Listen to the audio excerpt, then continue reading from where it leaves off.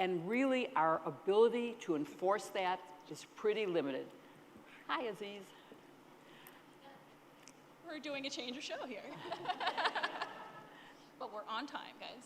All right, continue. Sorry. So I think that we have to deal with what we can do legally. We sort of got off topic, but we're waiting for you. We have to deal with that, and it is really hard to enforce the subpoenas. But we have to, and I take some comfort looking back at Watergate, where the president actually believed ultimately in the rule of law. He abided by a unanimous Supreme Court decision, but he actually, in some cases, had stopped short of going to the Supreme Court. He did not take it to the Supreme Court when we tried to give grand jury testimony to the House for impeachment purposes. It took only 3 weeks to go from our request to the district court judge to turn it over, to the Court of Appeals ruling in our favor, and to him not fighting it any further, and to Congress getting it. It only took 4 months, by the way, from our subpoena of the tapes for the trial to a unanimous Supreme Court judgment, which is related to Mueller's decision not to subpoena President Trump and to accept phony written answers. If you read only one thing in the Mueller report, read his interrogatories and read his answers. I don't remember, I don't recall, I can't tell at this time. It's absurd. And he got away with it because he wasn't subpoenaed. He should have been subpoenaed. It didn't take us long to go from subpoena, Supreme Court decision, and now there's a precedent.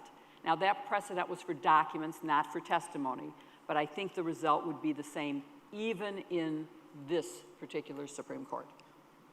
Awesome. All right, I'm going to shoot a question over to Aziz.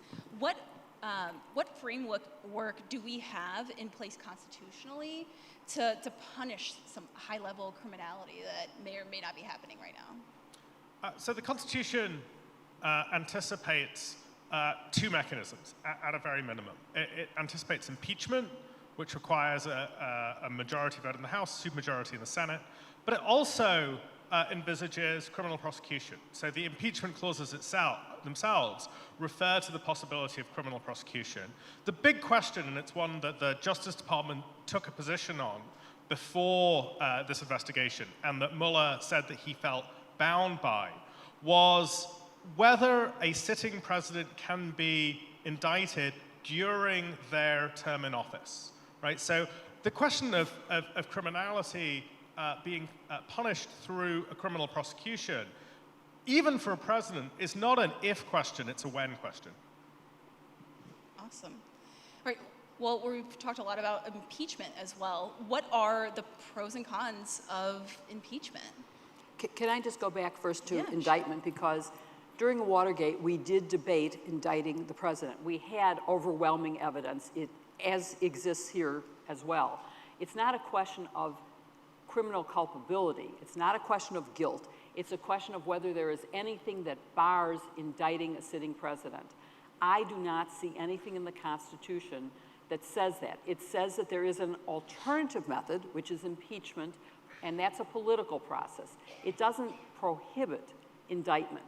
But in terms of the political, I think that's what I was referring to earlier, is there is the moral imperative of constitutional responsibility for holding the president accountable for wrongdoing, for endangering the country, for endangering democracy, for allowing us to be endangered in our election process by a foreign hostile power. That's on the one hand, and on the other is, what is the political reality? Will it hurt in terms of re-election or help him in terms of re-election? And I'm one of those people who I want to take the step of first saying, let's find the facts. If they are overwhelming, I think we might get 17 Republicans. That's what it's going to take. We need 17 Republicans to hand over some moral stance and to abide by what their conscience tells them. And it's not going to happen if we don't have public hearings where people actually see it. So that's why I'm so in favor of public hearings with witnesses. Awesome, yeah. Anything else to add to that? Yeah, I agree with Jill. I would say, I would add just one thing, that I think that what the Mueller report reveals is not just evidence of criminality on the part of one person and the coterie around that person. It reveals a set of structural problems with the way that the president has the power to politicize the administration of justice, and it reveals a set of problems around the interaction between presidential campaigns and hostile foreign powers. And hearings of the kind that Jill described are useful not just with respect to the question of immediate accountability, but also how does one prevent this happening in the future, right? There's no reason to think that this is a one-off event, either the pattern of Russian interference or the efforts to resist disclosure, whether it be through the interrogatories or through the president's efforts to fire the special counsel. And we already have legislation that's been proposed to protect a special counsel. I can imagine legislation that criminalizes certain kinds of contacts between a campaign or coordination between a campaign and a hostile foreign power. There are all sorts of things that can be gained by hearings or can be pushed through hearings that don't necessarily feed to the narrative that the president is a victim, and that effectively demonstrate the country's commitment to the rule of law. So I think that one can walk and chew gum at the same time on this. Awesome. Anything else to add, Jill? No, I agree completely. Okay, great. All right, so you talked a little bit about some of those short-term and medium-term fixes that we could do. Could you walk us through a little bit more of what kind of legislation has been proposed, what should be proposed? Are there some, resolutions rather than legislation? Like, how can we get through the fact that, we have a Democratic House, we have a Republican Senate? Is there anything that they can do now? Well, the Democratic House can do things through appropriations riders. So, for example, let me give you an immediate example that's unconnected to this. Let's say the Supreme Court decides that Wilbur Ross can add a citizenship question to the Senate. There's no reason that the Democratic House can't attach an appropriations rider the following week saying no money shall go to a census rollout that contains a citizenship question. That would end that controversy right then and there. Similarly, there are things that can be done with respect to funding for the Department of Justice that bear upon the integrity and the persistence of a special counsel, right? There are legislative proposals that have not been introduced, but which one could imagine, which protect the records that are or should be developed of interactions with the president, and in particular, interactions where there's potential criminality involved, and make those records available without a subpoena to Congress.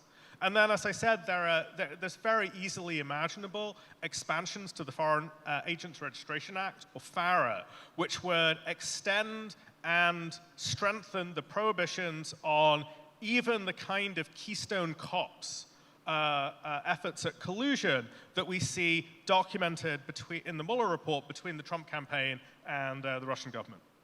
Okay. I have a couple of others that I would add. One, I would do away with Citizens United. I would pass legislation that brings us back to the era right after Watergate. Watergate was partly due to corruption and bad morals in the White House, but it was also due to unlimited funds available to them. They had cash in safes in the White House and in the offices of CREEP, the Committee to Re-elect the President. There were no limits on who could donate, and there was no requirement that you know who donated. Well, we're back to that. So we want to get the money out. And so I would work on legislation that controls the funding of campaigns. That's number one. Number two, I would look at, we've had 3 special prosecutor legislations, the Watergate one, the Whitewater one, and the current one. And as well-intentioned as the current one was in trying to undo some of the bad problems of the Whitewater, where the report and the investigation got way off track, I think that we need to go back to much more independence, where you have an attorney general who right now is a shill for the White House, who stood up and lied hours before we were going to see the report that showed his lies. He said things that you went, well, he couldn't be lying because in a few hours we're going to see it. And yet it was. He said, for example, the Office of Legal Counsel opinion had nothing to do with the decision of Mueller, when in fact the sole reason he didn't indict was because he was not allowed to, and he intended it to go to Congress. That's quite clear. He did not intend for Barr to make that decision. So there were a lot of things in there that, how could you project that you would have an attorney general who would be as bad as he is, even though the reason that you had a special counsel was to take the executive branch, who was appointed directly by the president, out of the process. So we need to change that law as well. And I think there are a number of other laws that thoughtful people can go through to make the regulations governing this and the report being only to the Attorney General and at his option to go on. So I think that's an important thing. I also want to point out that I do think that under the rules that currently exist, of course, Barr could reveal all of the grand jury testimony. It isn't as redacted as people were expecting, as certainly as I was expecting and as most people were expecting. And you can see a very clear and compelling case right now, even without getting the unredacted version. Still, Congress has a right to that. They have a preliminary to judicial proceeding exception, which is part of what we used in Watergate to turn over to Congress. And I think that they should get it. And that's a rule that doesn't need clarification. It actually already exists. No. All right, so we have just a couple minutes left. What can we in this room right now do to, to either get the, the redacted Mueller report, which I don't know if we actually need, holds these folks accountable, and how can we take action when many of us feel, a little helpless right now? You're not alone. I'd say everybody in the world on Twitter is feeling, well, at least Democrats are feeling pretty much like they need to do something. And unfortunately, there really isn't a lot to do except to be informed, write to your congressman, write to your senators, and obviously get out the vote and vote yourself. 2020 matters. If it wasn't for the flipping the House blue, this would not be where we are. We would have only seen the phony report that Barr put together, which would have been completely misleading. And so I think what we have to do is just stay on top of this and follow the facts and then make a determination of whether impeachment is the right process to go forward on. I agree with Jill that the most important thing you can do is be in command of the facts, because the characteristic of this administration is that it persistently has tried to, what I call, work the ref, right? Change the facts, massage the person who is supposed to be the neutral umpire. And one way of resisting this effort to capture what ought to be the neutral umpires of our government, be it the Justice Department, the Federal Reserve, the Supreme Court, is to make sure that you understand what in fact has been done.